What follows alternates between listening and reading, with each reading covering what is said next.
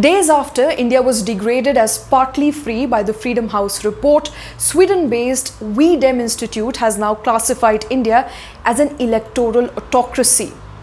An electoral autocracy means that people in India are less free today than they were earlier. Remember, autocracy literally translates into a system of government where one person has absolute power, and in this case, it's Modi ji.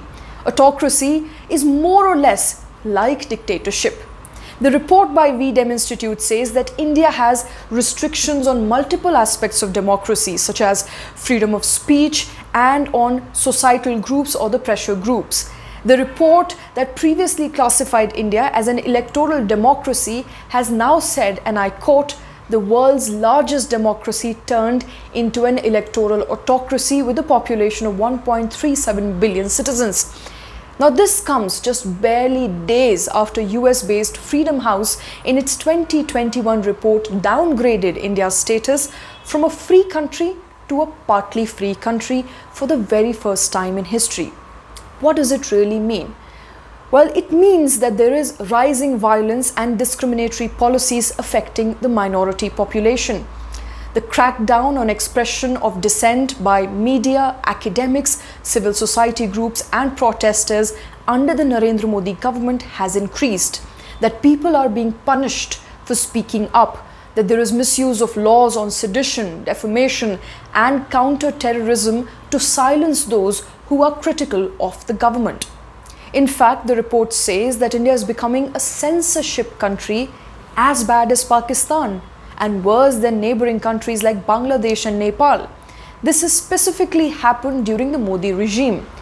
So does it really mean that India is losing its democratic country status or its democracy and the world is ganging up on us? Let's take a look at some of the hard facts. Since BJP assumed power, 7,000 people have been charged with sedition so far.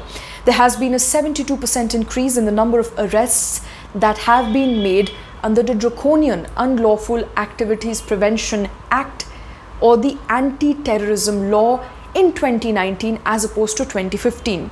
Of the total number of people killed in cow vigilantism, 86% were Muslims, and majority of these attacks happened in the last few years of the Modi government.